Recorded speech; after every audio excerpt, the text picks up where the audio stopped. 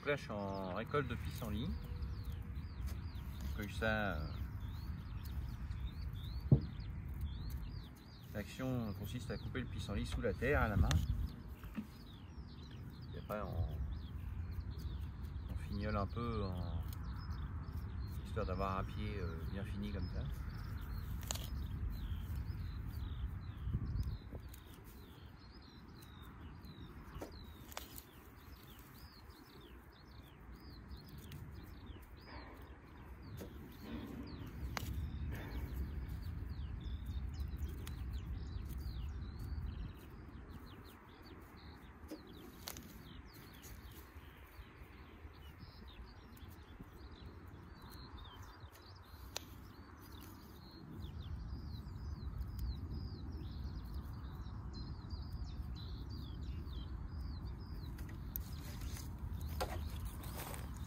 Alors je profite, comme je l'ai dit, un petit peu de mâche à laver, là c'est la fin de la mâche.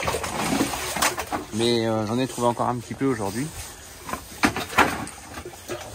C'est la fin pourquoi?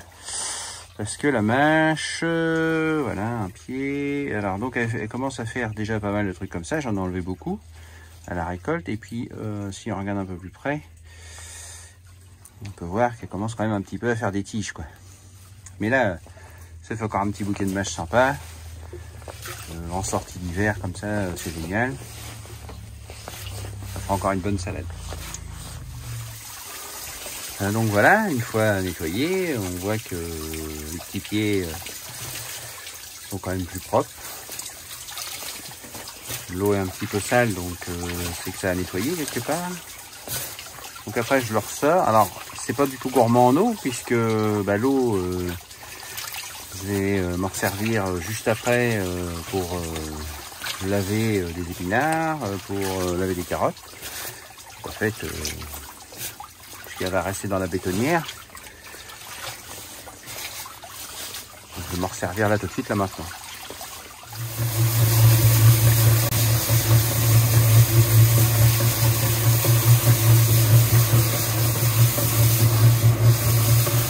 Donc, la bétonnière permet de le retourner, de le brasser, et ainsi avec le jet, je n'utilise pas. Ça le retourne en fait, quoi.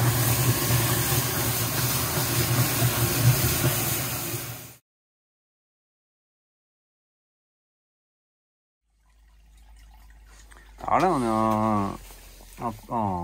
en présence d'une nouvelle récolte. Le pissenlit. Donc il pousse à cette époque-là, enfin il pousse bien avant parce qu'on l'a semé en mai. Et on commence à le récolter aujourd'hui. Donc on cueille ça, nous c'est fait à plat. On cueille ça un petit peu comme cueillerait quelqu'un son manger à lapin. Et pas seulement parce que c'est du pissenlit, mais comme on cueille ça comme de la mâche, comme des épinards. Donc c'est Lydie qui a récolté ça hier. Et donc pour essayer d'enlever un petit peu tout ça, on va le passer à l'eau. Donc toujours dans la fabuleuse bétonnière. Donc on voit déjà au fond qu'une partie des... Comment ça s'appelle, pas des déchets, mais une partie des impuretés, voilà, les parties des impuretés tombent. Donc là on voit que l'eau se colore un petit peu. Donc on va le faire tournicoter un petit peu sur lui-même et puis ça va enlever la terre qui est un petit peu dans le cœur. Alors nous on a la particularité chez nous, c'est notre spécialité, les trois quarts de nos collègues, voisins et autres font le pissenlit blanc et nous on le fait totalement vert. C'est notre particularité, c'est notre démarquage, voilà, c'est comme ça. Donc au niveau culture c'est beaucoup plus simple quand même. Et puis moi je trouve qu'au niveau goût c'est du vrai pissenlit d'autrefois. Le pissenlit blanc j'adore aussi. Mais j'ai quand même une petite préférence pour mon pissenlit vert.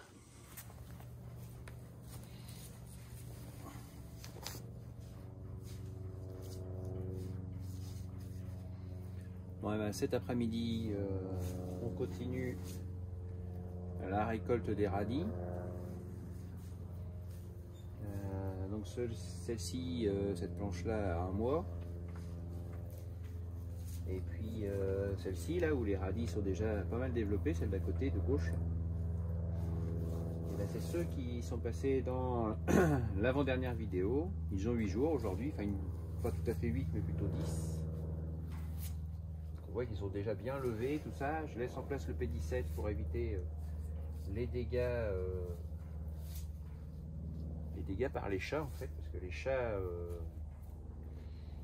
aiment bien la terre fraîche et ils prennent le champ de radis pour faire leurs besoins, et à chaque fois ils recouvrent, ils grattent. C'est la misère.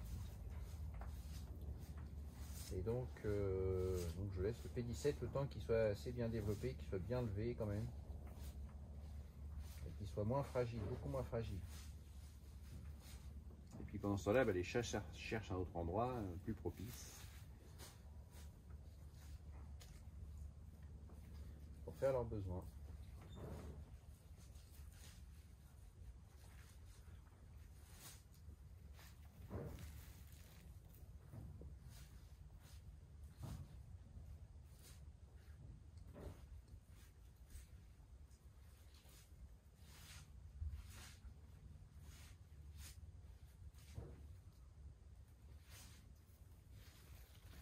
J'essaye de faire des bottes assez belles, sans cotylédon à l'intérieur de la botte, sans mauvaises herbes aussi, parce qu'on a un peu d'enherbement là en ce moment.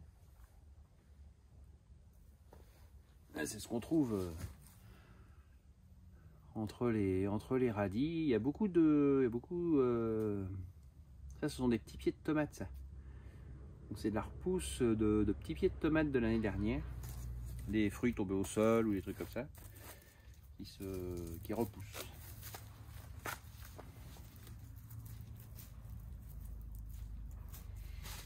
Voilà.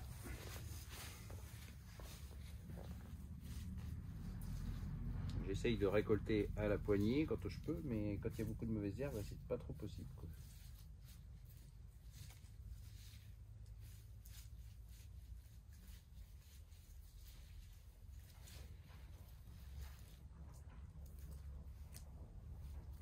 Comme je l'ai expliqué dans ma dernière vidéo, dès que ça va être récolté, ça sera sans doute ressemé, parce que les premières tomates n'arrivent pas ce mardi, parce qu'aujourd'hui on est mardi, n'arrivent pas mardi, ce mardi-là, mais vont arriver mardi dans 15 jours, dans 2 semaines. Donc je pense, une fois que ces radis-là vont être récoltés, je pense ou je pense pas, ça dépend, le temps que je mette à les récolter. Enfin, je vais mettre 1 semaine à peu près, j'en ai jusqu'à... Ceux-là, je vais les récolter cette semaine. Donc non, ici, j'en referai pas. Ici, j'en referai pas parce que après, je vais avoir les tomates et ça sert à rien de replanter des radis tout de suite, quoi.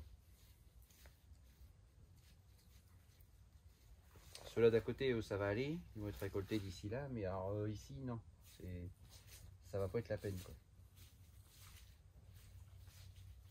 Par contre, sur d'autres sites, sur les autres serres qui sont plus par là-bas, je pense qu'on va en refaire. Ça, c'est possible, ça. Puisque j'aurai du plan de poivron, aubergine, non pas dans 2 semaines, mais dans 4 semaines.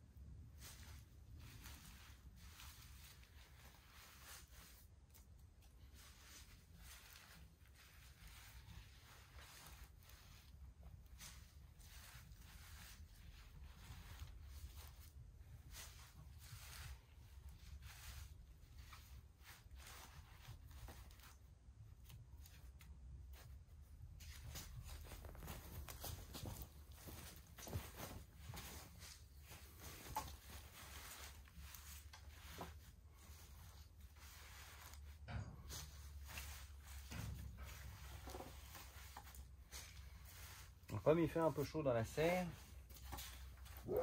pour éviter que les fans de trop, et que les racines aussi sèches, et ben, je vais déjà envoyer ça à la laverie. Comme ça, on sera sûr que ça ne séchera pas. On va en produire à peu près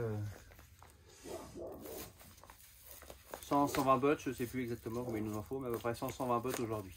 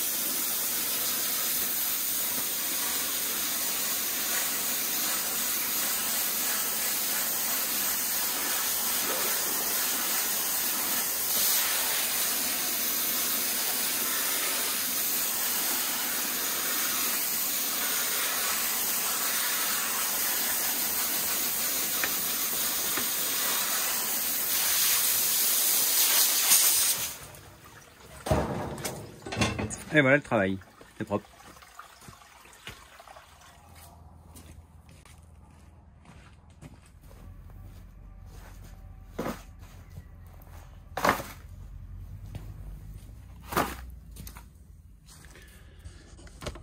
Ouais, ben voilà, le mardi, tous les 15 jours, nous recevons du plan.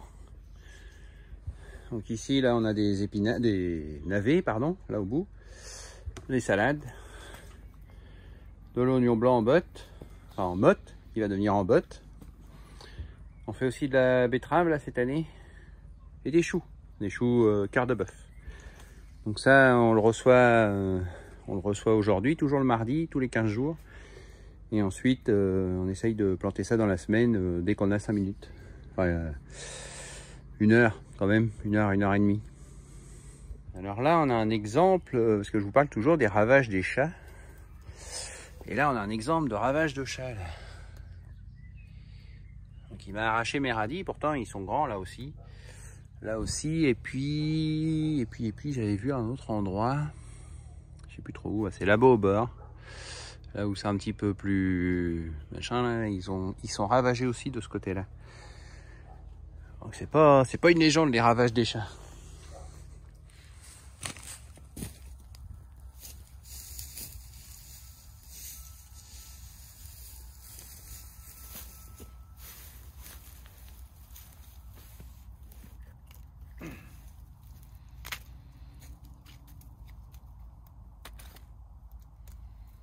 Voilà, donc la récolte des endives se continue. Elle s'avance bien. C'est bientôt fini pour elle. Il reste 3 mètres d'endives à peu près. Donc encore peut-être 1 semaine et puis ça va être fini.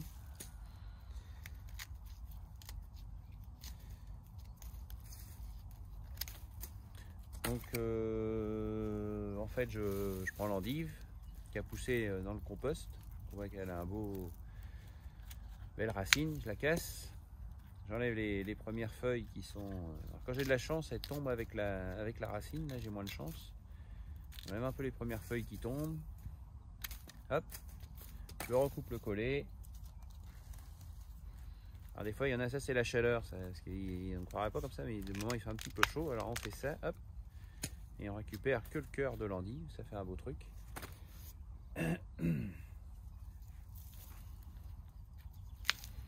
Bon, c'est potin, hein, c'est dehors, c'est... Mais alors, ça fait un super truc. Hein. Les endives comme ça, je pense pas qu'on soit beaucoup à en produire. À part des passionnés, qui font encore comme ça et qui veulent préserver, je pense, un certain terroir et puis ont le temps aussi. Enfin, je veux dire, nous, je dénigre pas les autres systèmes de production hein, parce que nous, on n'en produit pas énormément. Alors, on en a assez pour nos clients, c'est bien, mais si on devait nourrir beaucoup plus de personnes, ça serait, avec cette méthode-là, ça serait pas facile. Ça serait impossible. Donc, quelque part, c'est dommage. Ça... Notre mode de culture, ça produit un truc super, mais ça sélectionne un petit peu les clients parce que ça prend du temps, c'est beaucoup de... On n'a pas beaucoup de rendement, tout ça, donc on est obligé évidemment de vendre un certain prix pour repayer les graines, repayer tout ce qu'on a fait autour, les différents binages, l'arrachage, la plantation ici, etc. quoi. Donc ça, je trouve ça un peu dommage que notre production soit une petite production de niche comme ça, mais bon, on arrive à en vendre quand même suffisamment.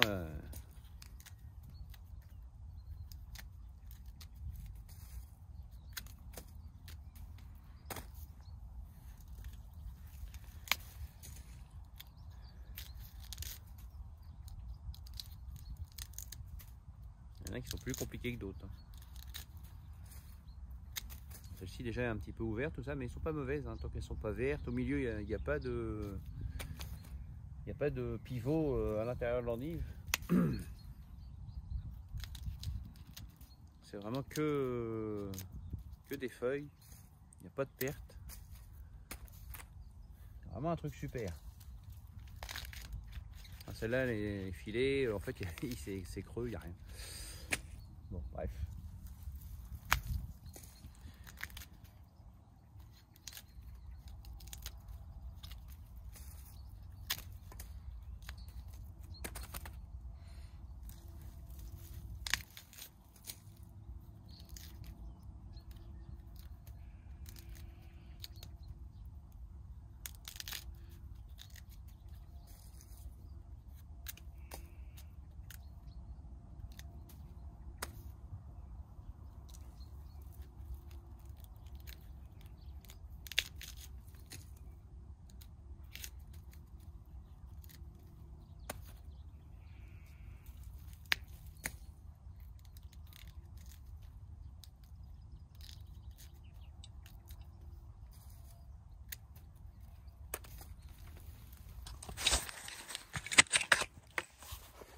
On est vers là au bord, parce que j'avais planté ma salade là, d'ailleurs qui est pas mal, et là au bord j'avais fait une petite bande de radis rouges.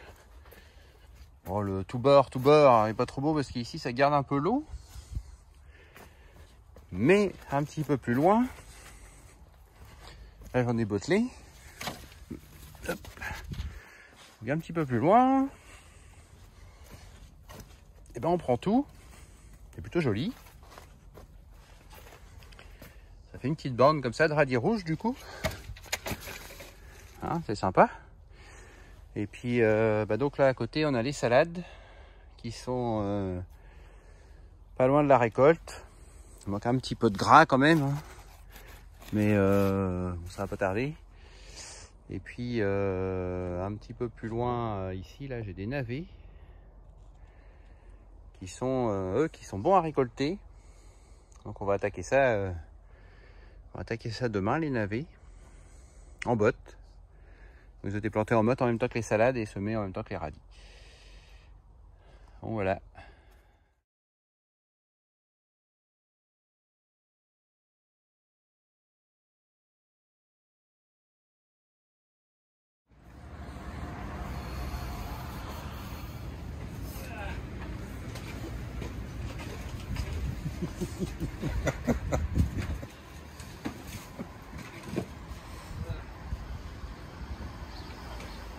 Qu'est-ce qu'il fait?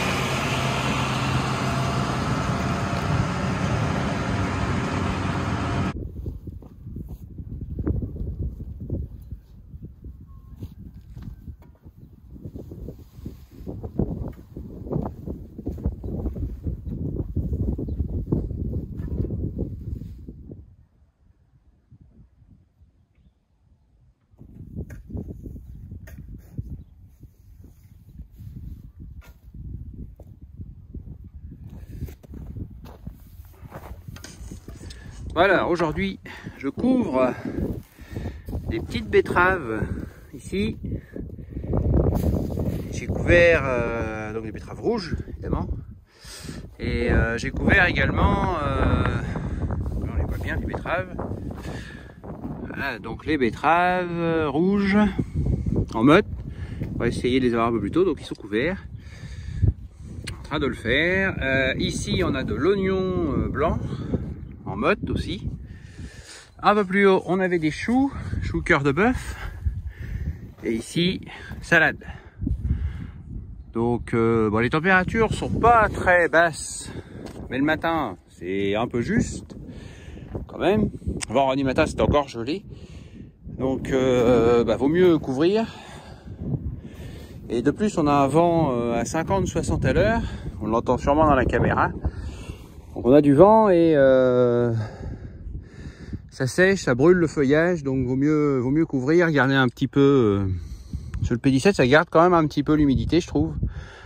Donc vaut mieux couvrir et protéger tout ça au cas où, que venir le remettre en catastrophe plus tard.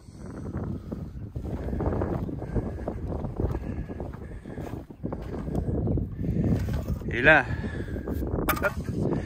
Et donc là on a du radis, et l'intérêt de couvrir le radis, alors c'est climatique évidemment, mais c'est aussi par rapport aux pigeons. De nos chers amis les pigeons, eux vont pas tarder à venir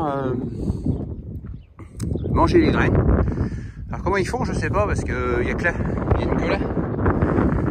Ils doivent savoir que, enfin ils doivent sentir, je pense, tout ce qui est navet, j'en ai planté aussi, tout ce qui est radis, choux, tout ce qui est crucifère en gros.